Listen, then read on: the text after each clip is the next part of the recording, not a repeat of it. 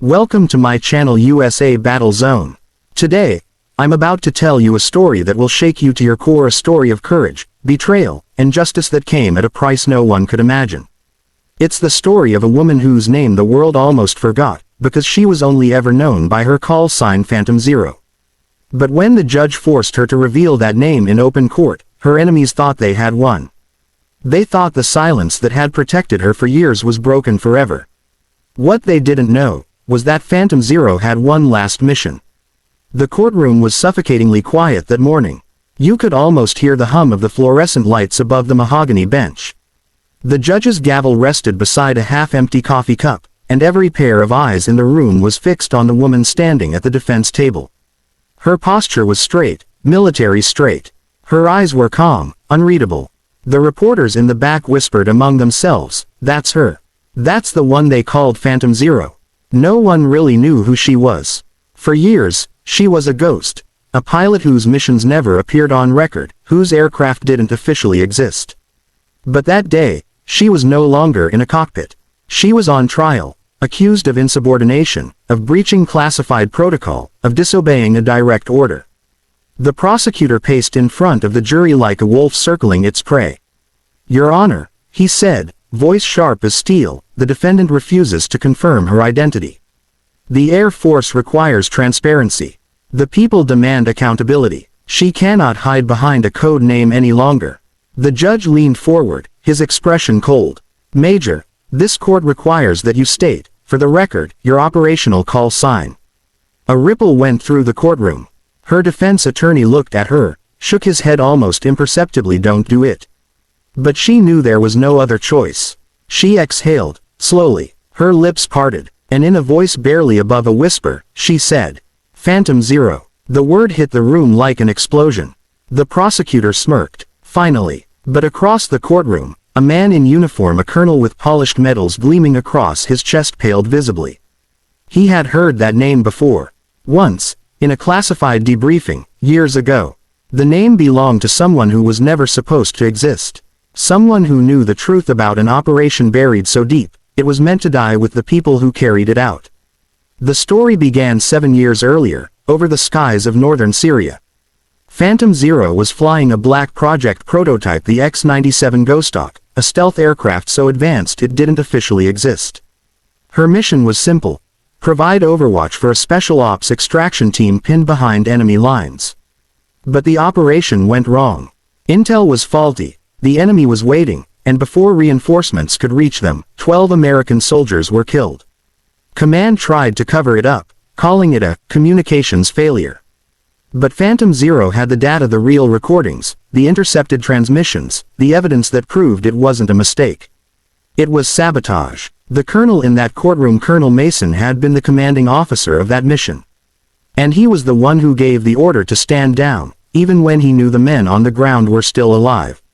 Phantom Zero disobeyed. She dove her aircraft through anti-air fire, broke every rule in the book, and saved what was left of the team. But in doing so, she exposed Mason's lie. The military couldn't admit it. So they buried the mission, sealed the files, and erased Phantom Zero from existence. Until now. The judge's voice brought her back to the present.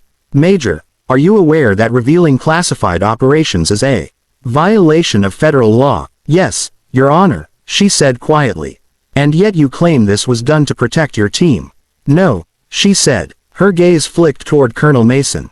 "To protect the truth." The courtroom buzzed again. Mason's lawyer rose to object, but the judge raised a hand. "Overruled. Continue." Phantom Zero's lawyer stood, clearing his throat. "Major, could you please tell the court what Operation Gray Falcon was?" Mason's face drained of color. "That operation is sealed." But Phantom Zero spoke anyway. Gray Falcon was an unauthorized strike on a civilian compound. It was meant to look like a terrorist facility, but it wasn't. "We were sent there to destroy evidence that Mason's private contractors had been running illegal arms shipments through a humanitarian corridor." The judge's gavel slammed down. "That's enough. You're out of line, Major." But she didn't stop. Her voice rose calm, cold, unstoppable. "They told us we were targeting hostiles. But when the smoke cleared, it was children. Families. People who weren't supposed to die. And Mason signed the order that made it happen. The courtroom erupted. Reporters shouted questions, cameras flashed, and Mason lunged to his feet, yelling, "She's lying. That woman is unstable. She's a traitor." Phantom Zero just looked at him. "Then why did you order my black box destroyed?" The room went dead silent. That night, the story broke across every major network. Air Force Major accuses commanding officer of war crimes. It was everywhere. Mason went into hiding, his lawyers scrambling to control the damage. But Phantom Zero, she vanished again. The Air Force revoked her clearance, confiscated her passport, and locked her in legal limbo. No job, no uniform, no country. Still, someone leaked the flight recordings' high-resolution telemetry data, cockpit audio, and satellite feeds that proved every word she said.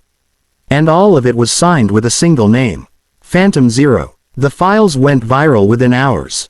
Millions of people saw the footage, the heat signatures of innocent families running, the missile trajectory change mid-flight, the override command sent from Mason's encrypted terminal. The truth couldn't be hidden anymore. The Department of Defense opened an investigation. Mason was suspended, pending trial. But the stress, the exposure, and the fury of public shame broke him. Within a week, he resigned. Within 2, he disappeared. Rumor had it he fled the country. Others said Phantom Zero got to him first. The truth, it's more complicated. Months later, a video surfaced on the dark web. It wasn't polished or edited, just a shaky feed of a hangar at night. A lone figure in a flight suit stood beside a shadowy aircraft. The same design as the Ghost Hawk, but sleeker, rebuilt. The figure looked into the camera, her voice steady and familiar. "You tried to erase me. You erased my team. You erased the truth. But ghosts don't die. They haunt you." She turned toward the aircraft, the canopy opening with a hiss. She climbed in, strapped herself down, and for a moment, she looked right into the lens, eyes glinting in the dim light. Phantom Zero, signing off. Then the engines roared, the air shimmered with heat, and the aircraft vanished into the night sky. The video was traced to a base in Nevada. By the time agents arrived, the hangar was empty. No aircraft, no pilot, only a single message painted across the wall in white. "Justice takes flight." Now, here's where the story gets strange. A month after Mason's disappearance, several encrypted documents were sent anonymously to the International Criminal Court. They contained evidence of illegal arms deals, falsified mission logs, and internal memos with Mason's signature. Those documents triggered a global inquiry, one that exposed dozens of corrupt officials across multiple defense contracts. Every file was signed with the same encryption tag, the one belonging to Phantom Zero. Some people say she's dead. Others believe she's still out there, flying missions no one dares to admit exist. But if you ask the men who served with her, they'll tell you something else. They'll tell you she was the best of them, a pilot who flew like a ghost, whose aircraft was never seen, whose signal vanished before radar could even blink. They say sometimes, late at night, when the sky is clear and the stars are sharp, you can still hear the hum of a stealth engine over the Nevada desert. A whisper of something moving too fast to see. But there's one more thing you need to know. A year after the trial, the judge, the same man who forced Phantom Zero to reveal her name, was found under investigation for taking undisclosed campaign donations from a defense contractor linked to Mason's private network. When the news broke, an email arrived at a journalist's inbox. No sender, no trace, just a short message. Greater than, he wanted to know my name. Now he knows my justice. Phantom Zero. And attached was a photo. The judge's empty courtroom. On his desk sat a single coin. A pilot's challenge coin, etched with a ghostly insignia and the words, "Never seen, never forgotten." Some call her a criminal. Others call her a hero.